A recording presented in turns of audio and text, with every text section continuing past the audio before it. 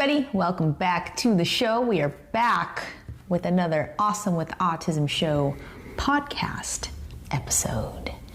This lovely, once again, overcast and stormy evening. So for those of you, actually, you might even be able to hear it on YouTube as well as your podcast platforms. You'll probably hear some storms in the background. I can't do anything about that. And do you know why? Why can't we do anything about the storms and the sound, honey? We have no control over that. Well, we're also recording in our lovely dining area. We don't even have a dining room. It's the dining area of our apartment. So we've moved. We've moved from our closet, and then the last one was the bedroom on the bed. Mm-hmm. And now we're in the dining area, so we can. This is like a world tour. Moving on up. Moving up. Actually, I have my weighted blanket on my lap. If you're watching YouTube, I'm holding it up right now. My weighted blanket is on my lap, and this helps ground me while we're. Why did you say if you're watching YouTube? Because they can see that if they are watching YouTube. Why wouldn't you say if you're listening through XYZ podcast? I'm holding it up right now. Oh, that's true. I did it backwards. Huh? You did. You really wonkered that. I ismed it. Yeah, that's for sure. Yes, you're right. So if you're listening on the podcast, I was holding my weighted blanket up moments ago. Agreed. Yes. I suppose. And so, do you want something to fidget with your fingers, with your hands? No. Okay. You're going to be okay. I just bite my lip. Oh, okay. Yeah. Whatever. So today, we're going to talk about when we first met, or how we met. Yeah. It's a question that when people are asking about the show in passing, or family members or friends, they ask that story of how we met. And it's actually a pretty fun one. It's a pretty fun one, and it's kind of something that what we were doing, you wouldn't do it even back then nor nowadays, because people are crazy. And you wouldn't necessarily just get in a car with a stranger and go driving around every city that we did for our first date. So, do you want to start? Do you want to start with? Yeah. You start. Sure, I'll start. Okay. I'm going to look at you lovingly while you do this. It's hard to kind of tell the story without you always feel I don't know. A lot of people ask, a lot of my cooks or anyone that I'm supervising or working with, well, how did you meet your wife or whatever? I can tell the story, but it's never fully encapsulates the... Encompasses.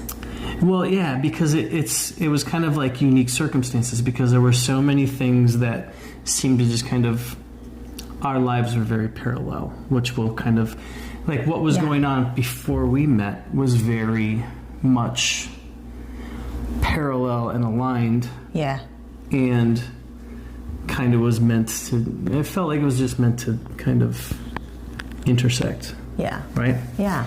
So... Intersect is a good word, because that's essentially what happened. And... Right. So, okay. I was living in California.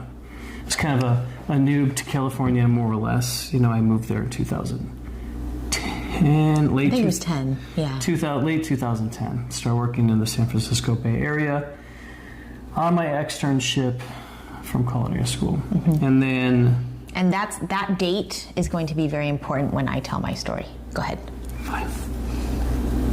Keep an eye on all these dates, you guys. It's nuts, how parallel our lives were. But go ahead. Sure. So I was on a 4-month externship, but at the time I was married, and that was dissolving. And eventually, in early 2011, I was divorced. That was a very clean break. It was very mutual.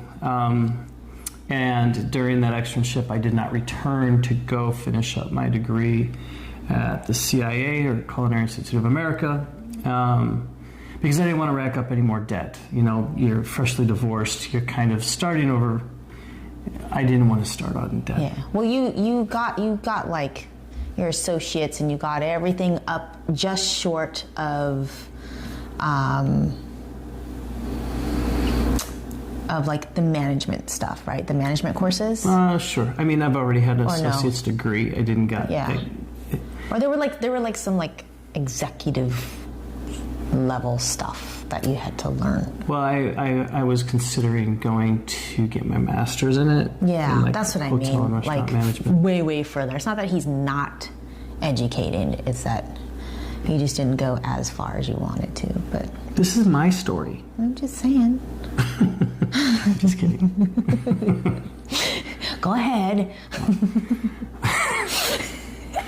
Oh, God. See, you distracted me. Are we gonna get the giggles? We're gonna get the giggles during this. You distracted me. All right. So he CIA done. So you were in California.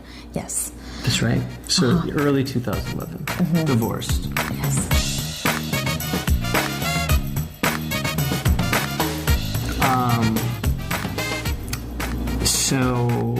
So at the time I was working in fine dining.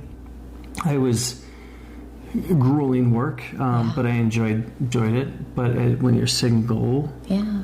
Well, and it wasn't just like any fine dining. This was like Michelin star fine dining. So those are long hours. Yeah, 16, 18-hour days. Yeah, that the teams put in. It's First a lot of work. Last one out. Yeah. Just kind of head down and just kind of was working. I didn't really pay attention to much of the world around me. And I didn't pay attention to my health. So that was evident. Ended up in the hospital for a little while. And where did that lead you? What decision did you make? Well, I had to really reevaluate my career choice. Not so much, working with food, but how I was going to work with nice food and take care of myself and have health insurance. Right. So I ended up leaving the fine dining scene and went to Mountain View to work at Google as a sous chef. And I was there for a number of years and commuting most of the time. I lived in Oakland, I lived in Daly City, and the commute was, all of these things really started to take its toll and interruptive to, your day. Yeah. And the pocketbook, right? So decided to, I don't know, was it early 2015? No, 2014 is when we met. Yeah. So because 15, that was when the love child was growing. That's right. Yes. So it was early 2000, like January. Yeah, into January February. 2014. I found a room to rent that was fairly close to work. No. Do we have to talk about it? Where was this place? All right, so I didn't know better. Come on. So this was East San Jose. East Side, what's up?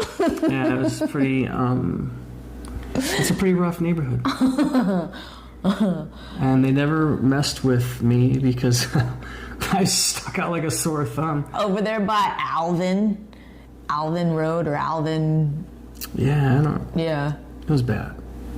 Like just a little north of Cottle, but in East Side San Jose off of Alvin, near there. So Santa Teresa Boulevard. I was learning a new city, kind of learning and navigating through San Jose. I didn't really enjoy it too much, but I was, 2.5 years in at Google and determining, okay, what am I going to do? I was divorced for a couple years at that point.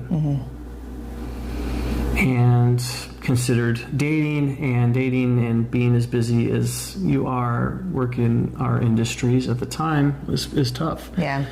So being surrounded by Facebook, Google, all the LinkedIn, the and all the tech bros. right. Isn't that what they're called now? The tech bros. I don't know what you call them. Whatever. I'm not in that world. That's kind of when Match.com and eHarmony were kind of popular. Yeah.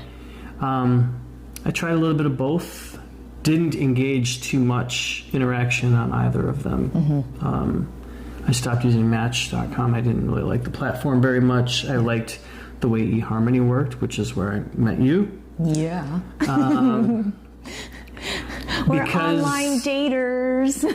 Because the way it was structured, like I didn't want to waste a lot of time, money, and emotional effort into learning someone. Yeah. And I like the way it was designed to kind of filter through some of the BS. early noise of dating that I'm just gonna put this on here. I didn't want to do it. I didn't want to do it anymore. It was exhausting because I did date in between. Yeah. Being divorced and then meeting. Well, we were both in our 30s, like our early to mid 30s. So we're over it, man. It's like you kind of already by that time. You generally know what you want by that time, although sometimes not. Sometimes people don't. And knowing what I wanted, I wasn't finding, and I was like, okay, is this a way to find that? If not, I'm going to just go solo. Go strictly into my career, and just, that was it. Yeah. And then you popped up. I think it was my, but I don't remember what photo was in my little icon. Which of my photos? I can't remember if it was the snow in Yosemite photo, or if it was one of my EMS photos. I can't remember. I think it was maybe it was the snow photo. I don't remember. It could have been that one. I think it was. Because on eHarmony too, you could put like four or five other photos just to kind of showcase yourself, your hobbies, interests, and intrigue or whatever. Yeah. And that's when we met. It was early 2014, and then it just kept going from there.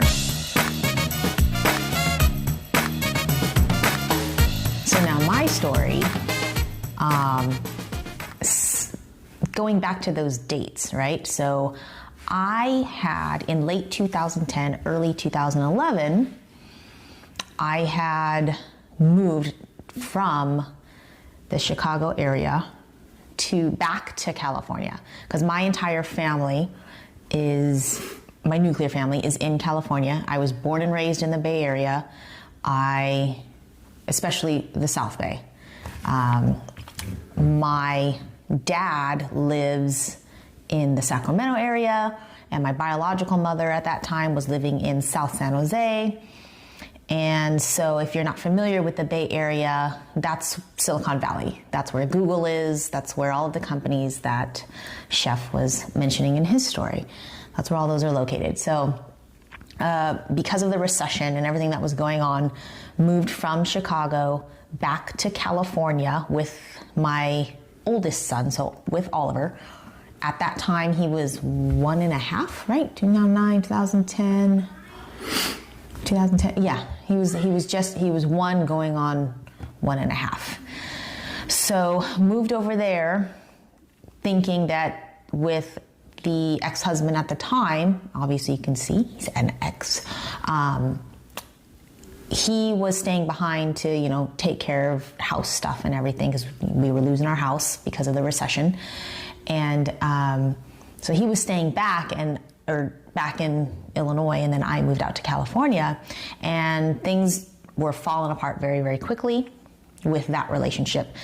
And so when you had moved out to California, late 2010, I was also on the road to California.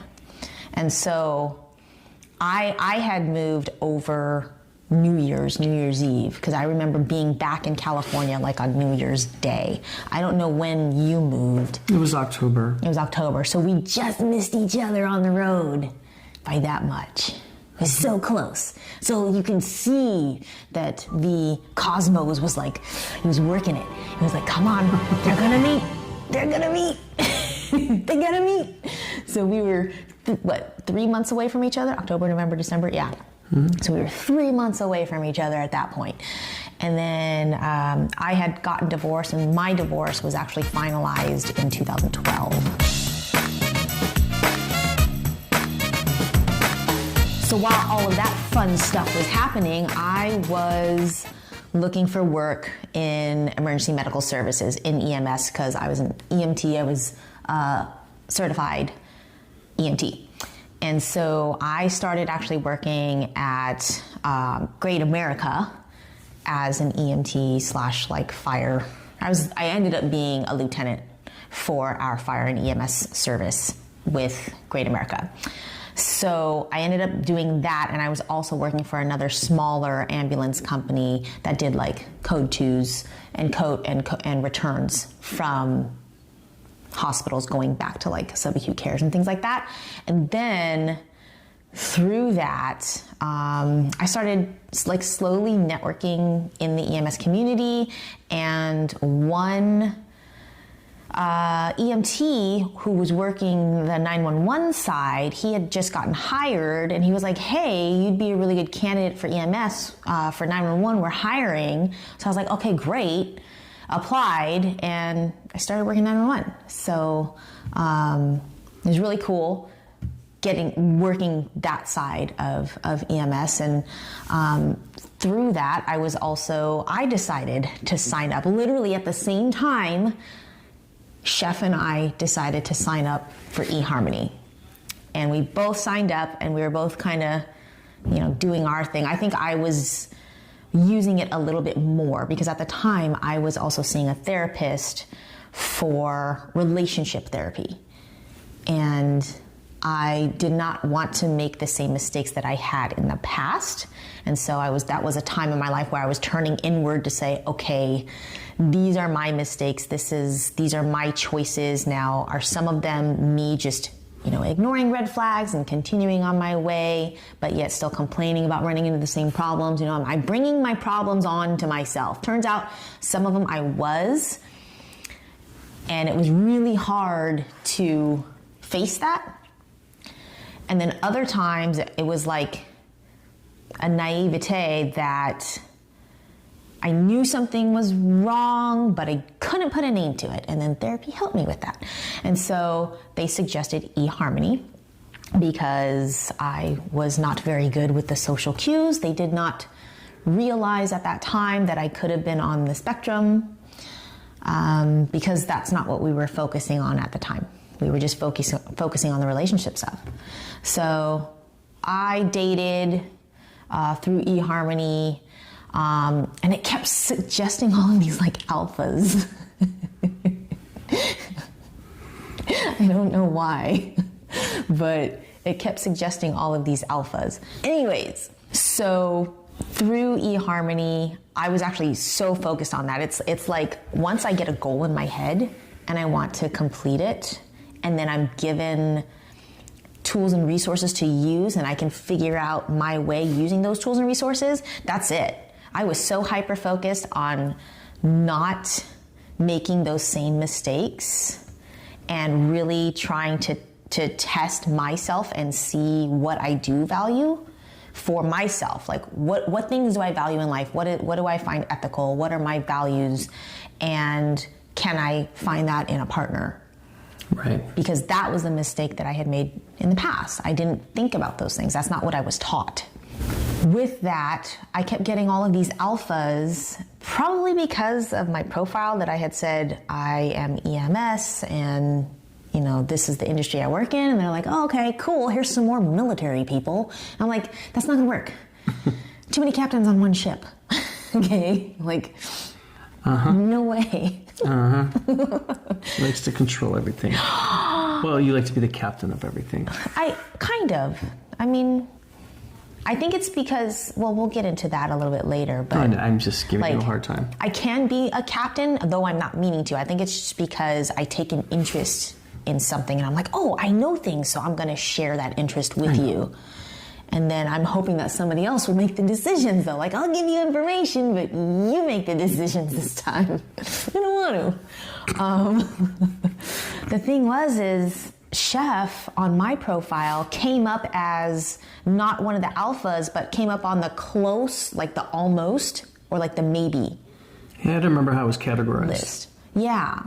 Because there's the ones that are like direct matches, and then there are ones that are like maybes, where it's like, oh, this is like a 85% match or whatever. And I saw your profile, and I was like, I saw his picture, guys. And actually, his picture from eHarmony, that's your contact photo that's in my phone for your, your contact. It's that picture in front of the Picasso. But he's kind of like, he's standing like this, guys, and he's looking very like mysterious. It wasn't on purpose, by the way. I don't want people to think I was like trying to throw some blue steel out there like Zoolander. What is this? I don't know. A museum for ants? I don't know the line. I don't know the line. I'm sorry. I screwed that up. It's all right. I messed it up. But the idea is there. You know, that one guy within that one movie, you know? Right. I'm making fun of him. Anyway, yeah. So he's kind of standing like, I don't know. He's looking at that, you know, perfect 45-degree angle. It's that perfect shot. He's wearing his glasses, and there's a Picasso behind him, and your hair is like clean cut like it is now. And he was just looking super handsome. I'm like, what's this guy's deal? Like, he's popping up. I'm like, wait a minute, this guy's attractive. And then reading your profile further, I'm like, wait a minute, he's attractive and smart. And I was like, okay, so I think that was when we started. Who's the alpha now? Fuckers. I can't say that. We can beep. We can bleep it. Bleep. So then, yeah, we started messaging each other. Yep. But it was short, though. Like it was kind of like. We sent like a couple of the little emoji things that you're supposed to send. Yeah. But then after that, this is where I become alpha. And I was like, because for some reason something clicked. Something in the isms algorithm in my head clicked and said, this is going to be good because he's checking all the boxes that I've learned about in therapy. So here we go. Let's see. And I was the one who sent you the message. I was like, I think I said, hey, do you mind if I call you so we can to talk or whatever, or something like that? Do you mind? Or I said, like, do you mind if I give you my phone number so we can chat? This kind of is silly. So there's that thunder. But I do remember we did, prior to me being the alpha, we did send each other a couple of responses to like list certain things about you. So what eHarmony at the time did was you would send a couple emojis, and then you could send a person, what's your favorite color, for example. So like a very simple question with a very like one-word answer. And then the questions, if you felt like you could open up a little more to this person, you could send them a more complex question. And that's what I had done like almost immediately. And he had put down, like you put down your life story, how you grew up, where you're from. So go ahead. Go ahead. Well, somewhere during the phases of interaction and getting to know each other and questionnaires and Q&A, we got into where I grew up, obviously in the Midwest, and talked about my hometown. And which is? Go on. Kenosha. Oh, yeah. Right. Represent K-Town. It's the K-Town casserole. Oh, God. So, yeah. And I had asked you questions because I knew you had stated that you lived in Chicago for a long time, and we were exchanging details. Yeah, I remember this.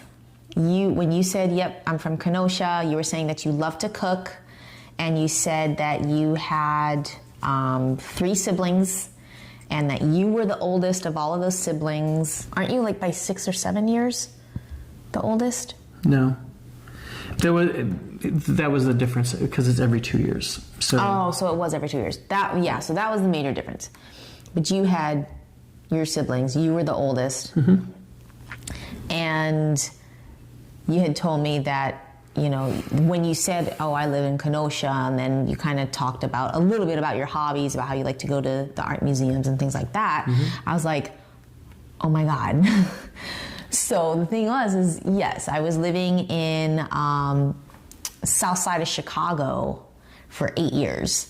And I was part of a cycling team and part of the cycling community. And we would do trips up to the Kenosha Velodrome to practice. And we had even done a century on my fixed gear. And we did a century up to Kenosha and back. And so when he said Kenosha, I was like, oh, come on. Like we couldn't have been up there. I mentioned the Velodrome, and his, voice, or, however we were communicating at the time, lit up, was like, what? Are you kidding me? And in my mind, I'm thinking we had to have crossed each other's paths at some point, right? Because Kenosha is a small town, and I mean, it's between the Northbrook Velodrome and the Kenosha Velodrome where all the cyclists go. Those are the 2 closest in the tri-state area. And so there was that, okay? And then when he mentioned that he was the oldest of his oldest of 4, it's like, okay, I'm the oldest of 5. And then when he was talking about how his upbringing of divorce and remarriage of both of his parents, I'm like, holy crap, like, it's the same thing with my situation too. And then when you had mentioned that you love to go down to Museum Campus in Chicago, I was just like, oh, come on. That's like where, we'd go riding as well. We kind of cut through there during some of the Sunday morning rides. And then I would go there while I was going to university. Like it was one of my favorite places to go, was Museum Campus. And I'm just thinking there's got to be a picture somewhere of us, like one of us maybe is, in the foreground and the other one's in the background or something, and we just had no idea. So like, you can see that even years ago, like we were close. Yeah. A little bit further away as far as like proximity and actually bumping into each other, maybe, unless there is a photo out there. People, if you find a photo, look at our faces now, AI this shit. AI it and try to find it and see if we're in there. So it was fate. It was fate, honestly. Yeah, there's a lot of, there was just so many different things that we had connected on. Talking about how I'd go to Chicago every year for my birthday. Yeah. And talking about birthdays, and you're 7 days after mine. You're a week after me. Yes. on birthdays. And we're both January babies. Just a lot of different things happen. Yeah. And the thing is about these conversations, so it's so funny because when we moved from those written emails through eHarmony, that's when I had said, oh, hey, do you mind if I was so excited by how much we had in common. I was so excited. I was like, oh, no. I have all the feels. So I wanted to talk to him in person. And what's funny is like, it was like this analysis that I was doing. Like, I wanted to learn more. Mm-hmm. So even though this guy's a total stranger, I'm like, I want to talk to you right now. Do this right now. So thankfully, he said yes. And we called each other on the phone for the first time, and we talked all night. It was like well, I would say all night from, getting home from work to, like midnight or something like that. And every single time we would talk to each other on the phone, our phones would cut out at midnight for some reason, every single time. That was like the big joke. We're like, here we go again, it cut out again. Yeah. But the funny thing is, little did we know that the both of us, when we're talking, this is probably some of the neurodivergence. But each of us, when we were talking on our phones, in our rooms, we would be pacing back and forth while we're talking to each other. Mm-hmm. Didn't learn that until our next phase of actually meeting in person. Yeah. You tell them that. You tell them that part. When we met in person? Yeah. Okay. That's the fun part. So we decided that, we had one phone call before actually meeting in person. Yeah. And then after meeting in person, we were connecting through the phone calls and seeing each other all the time, or talking all the time. Yeah. But we agreed that we would meet at a farmer's market because I love going to farmers markets and was still learning San Jose and trying to find fun stuff to do. Yeah. And I had also, I had started bringing Oliver to the farmer's market to expose him to food and growing food and eating healthier and, all of the fruits and vegetables. The reason why I was doing that is because I was actually continuing that from Chicago.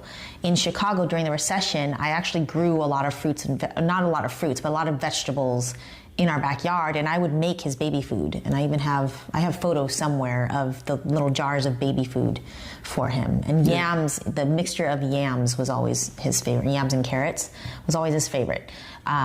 So when I moved to San Jose, I was continuing that tradition with him. And so when you said farmer's market, I was like, well, hey there, handsome dude. I know a good farmer's market, and it happened to be close to where I was living in South San Jose, off of Santa Teresa. And it was a good spot for me to get off on the light rail. Light rail, exactly. And that, it's a sad little train. Yeah, I should have pushed it because it was moving damn slow that day. So then we decided to meet under the bridge downtown. Not really downtown, but outside of downtown. But it is under a bridge, that farmer's market. I don't know if it's still there today, but it's the Santa Teresa farmer's market that we officially met in person. And I remember I was getting a tomato plant. Yep. Yeah. And then you walked up and you had your backpack with you. You always had your backpack with you. Mm-hmm. It was like I think that's what was so intriguing too about you, is you have a nomadic life too. Mm-hmm. And that's one of the things that I value, is the mobility and the ability to travel and moving around. And no matter where you move, you're able to start that life and be successful and, network and do all those things. You and I are not so rooted in a single place necessarily. We have memories from these places, but we're not necessarily rooted in a single place. I think the world is our stomping ground. Kind of, yeah. But anyway, so we were at this farmer's market, and I was shaking a little bit. Yeah. I don't know if I've ever told you that, but yeah, I remember feeling like my body was floating again. Mm-hmm. I think I was, again, emotionally overwhelmed and unsure, but I felt like my body was floating because we were also pacing. We were doing circles. We did laps around that place. It was a super small farmer's market. Yeah. It was kind of I don't want to call it a flop, but it was a flop. Yeah, I think that one, it was just, but we kept doing laps because we were just talking. Yeah. And then we were both hungry. Yeah. And I wouldn't have eaten, there wasn't anything that looked good to purchase, to eat. And the plants were the best thing, and that was it. And they didn't really have any meal type, maybe popcorn or something like that, but no meals. And so you were letting me kind of lead the whole thing. I was the one who was like, hey, are you hungry? Let's go somewhere. I have my car. Right. And here, this is what I mean. Well, I was comfortable with our conversation. I wanted you to be comfortable, so I didn't want you to feel like I was some sick, weird, demented guy. Dude. Yeah, so whatever you were comfortable with, I was happy. Yeah. That's probably why I invited you into my car. Let's go somewhere. Just like, but see, like for a lot of people on the spectrum, or for not a lot of neurodivergent people, they might not know that that's probably not the best thing socially to be doing. Inviting people that you just met in person, hey, get in my car, let's go somewhere. It's more like, how about I meet you at that place I've come to learn? But I just happened to get lucky with Chef that he wasn't like an axe murderer or something. Ditto. Yeah, considering I have like a collection of knives and like weapons and things like that, bow staffs and kukuri knives and stuff. And yeah. So we met and had an 11-hour date. We did. It was like an all-day thing. Totally. And that 11-hour date was as a result, it was again of my inquiry. I would ask him questions about what he likes to do, what fascinates him, right? Or what fascinates you. I'm talking to the camera too at the same time, guys, while I'm talking to Chef here. So sometimes I'll go to the third person and then I'll go to first. Anyway, or second. So anyway, as I was asking you these questions, you would say, oh, I like sea urchins. And I'm like, oh, I know where we can go to find those. And to be fair, California, and especially the Bay Area, is just an abundance of natural resources and the food scene and things to do and see and museums and all of these things. It's just very, very spread out compared to Chicago, but there's a lot to do and see. And so, I mean, we were in a good place for us to be able to explore with each other's interests. So he would answer my questions, and I would literally take him around the Bay Area to go find this stuff. Like, oh, this is where this is where that is. Because you didn't have a car. Correct. Because you were in, Marin and the San Francisco area, and you would just take public transport. You didn't need it there. So then by the time you moved to San Jose, he was like, oh, because you didn't know about San Jose and how incredibly slow and lacking our public transportation is down there. So bad. Yeah. So I was the driver. I'm the driver in a lot of things. Come to realize sometimes I'm learning to take a backseat on things. Mm-hmm. Anyways, my mind is going 100 miles an hour right now because I'm so excited to talk about this subject with you. Yeah. Well, that's how it was. I mean, what you're feeling right now is kind of like how you were on the date too. Was I talky? Well, yeah, but you're a talky person. Well, it's kind of like one of those things. If you only with people that I know. Sure. And otherwise, I'm comfortable with. Yeah. Otherwise, I'm like withdrawn. I'm extroverted. I'm like walking the back of the pack. I'm not talking to you. Yeah.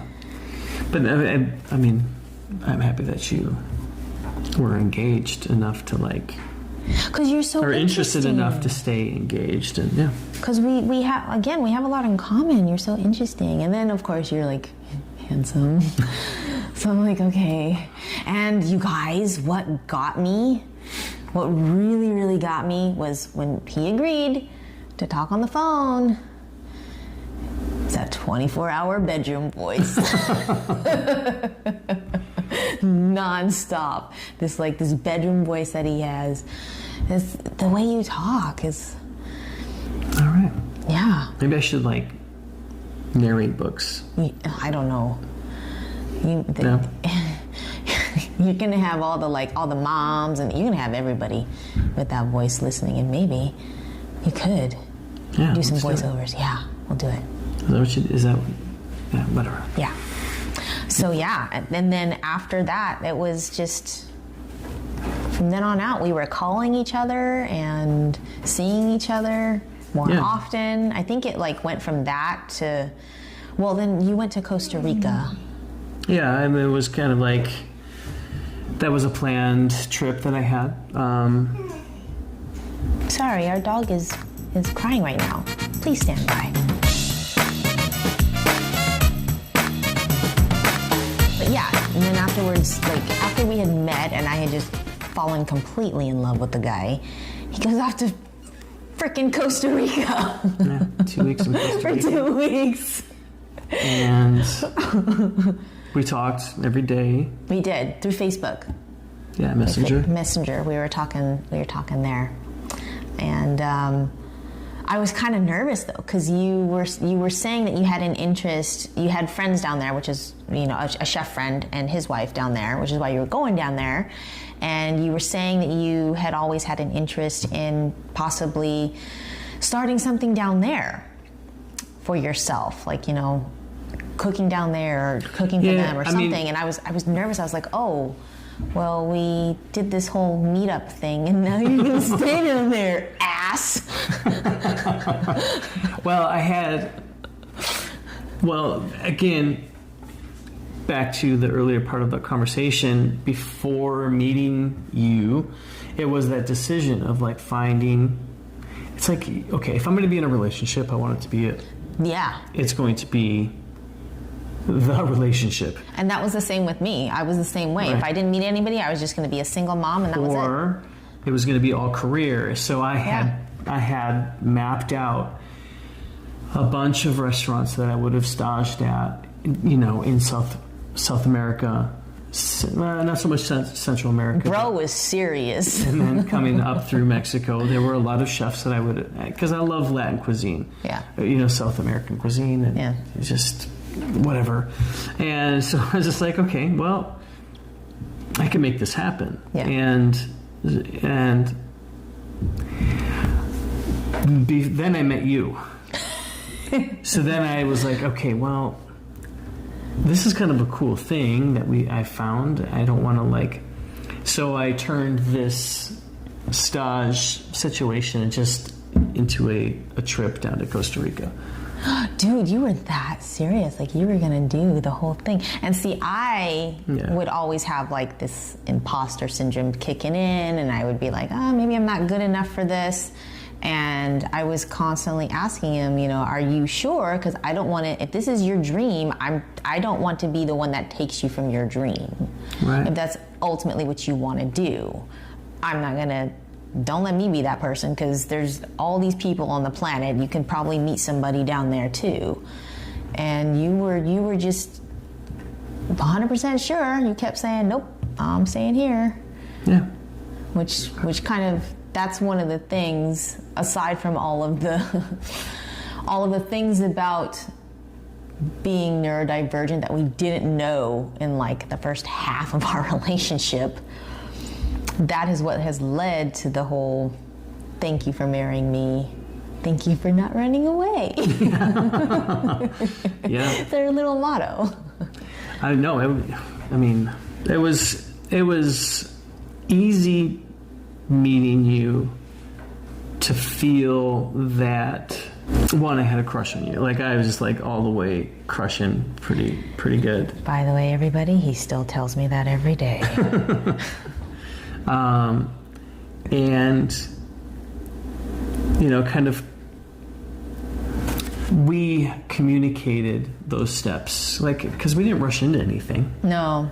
And I knew myself, I tended to rush into some things, and I'm like, you know what, I don't want to do that. I don't want to mess this up. I don't want to rush. I kind of want it to be. I think that was one of the things that connected us, because without even really saying it to each other, I was concerned about the same thing too. I definitely didn't want to rush things with you, and that was the feedback that I had gotten from dating was, you're a fast-paced person, and I was just like, what do you mean? Because for one, I didn't know that I have alexithymia, and so it was just weird. I would get confusing conflicting messages and feedback, whereas some people would be like, and even you for the longest time, after like even 2 years, even after our child was like 3 years old, you would still ask, yeah, but do you like me? And I'm like, what are you talking about? Because I mean, I'm doing all these things for you. Like, that's my love language, is, you know, making sure that you are taken care of. And, you know, maybe I needed to give you more compliments or something, or like speak your language a little bit more. And so it was confusing for me because I was getting that feedback. And then, you know, dating, there were some that would say you move too fast, even though maybe emotionally to them I might have been conveying something, but I didn't know that I was conveying that, because again, I can't recognize that in myself. So maybe I was sending signals that were saying this moves too fast. I don't know. I don't know. I didn't get that. I didn't feel like we were. So I was pacing myself, though, I suppose, and then I think we really kind of. I think it was Mother's Day, because I didn't meet Oliver, and I think that really sealed the deal, because I wanted you to understand that if there were feelings there, but if I'm going to be involved, I needed to make sure that was matched. Yeah. Because I didn't want to get involved with you and then be involved with a young boy. Yeah. You know, and getting him in the mix, it wouldn't have been fair to one thing that I remember you saying, maybe it was last year, the last time that we talked about this, was that you wanted to fall in love with both people, with mom and child. Yeah. And so you were gonna, you know, hold back and not go too far, because you were telling yourself that, look, that's got to be a sealed deal. And so meeting the kiddo obviously has to be there's a lot involved in that, and you have to fall in love with the kid too. Yeah, there's a lot of commitment that go in, I think, from any man that's going to date someone that does have a child, whether they have children, that man has children of their own or not. For me, in this situation, it was not just being hurt if the relationship between you and me falls apart. It's that relationship with Oliver that could. So, you know, you're falling in love with two people, not just one. So the consequence to that could be brutal. And we were in it. We were definitely in it, and that was one of the things that I was so protective of too in my short dating stint, was making sure that not exposing Oliver to any of these people, and making sure that when I did, it was going to be somebody who was mature enough to be able to do that for themselves and make that decision on their own. It wasn't going to be a situation where I'm going to say, hey, meet my child. In fact, I think you even asked, or you were just you started asking questions more about him. And so we were chatting, and I think it was one of the stormy days. I wasn't going to push that, and I never, it was... I think that kind of evolved into more of a organic and natural integration, because our dating was growing and evolving and organically, and it just turned into... The biggest thing between us was that, and we both said this too about each other, was we felt like we could be ourselves. In front of each other. Like from day one, when we had met at that farmer's market, it was like the biggest breath of fresh air that I had ever experienced with somebody else that could be a possible partner. It was like running into a friend you haven't seen in a really long time. Yeah. I feel like we were like it was just like we knew each other already. Yeah. That was the thing. And so, I felt safe, and I felt like I could just completely be myself, my weird neurodivergent self, with all of these interests and nerd out on things. So that's I think the thing that we still carry, even 9 years. We're going to go on 10 years next year. Next year's our 10-year anniversary. Yeah. And that's something that we still carry with us, is that we are still very much ourselves around each other, and even more so, which you guys will learn in an episode coming up after this, even more so with Chef especially, some information that has come out. What? What? I don't know what you're talking about. Well, people are going to have to tune in for the next episode to find that out, because now you're coming out of your shell even more. Sure. Which is awesome. So anyway, our puppy is currently anxious and wanting our attention because of this storm, and I think we're gonna wrap it up too. This is kind of a longer episode, but it's a topic that I like to talk about all the time. So if you are new to the show, you can find all of my social media information on linktree.com/theawesomewithautism show. For those of you listening, currently what's popping up on the screen here is some more of those links for Instagram, Twitter, and TikTok, as well as Coffee, although I'm still debating whether I want to actually build up on that. It's kind of an old account on Coffee. I might do Patreon instead. People seem to be more familiar with that. Let me know in the comments for your social media platforms, whichever ones that you use, what you guys would prefer, if you feel so obliged to support the show. Thank you very much for listening. I'm staring lovingly at Chef right now. Oh, thanks. Hi. Thank you for listening, and thank you for watching, and we'll see you next time.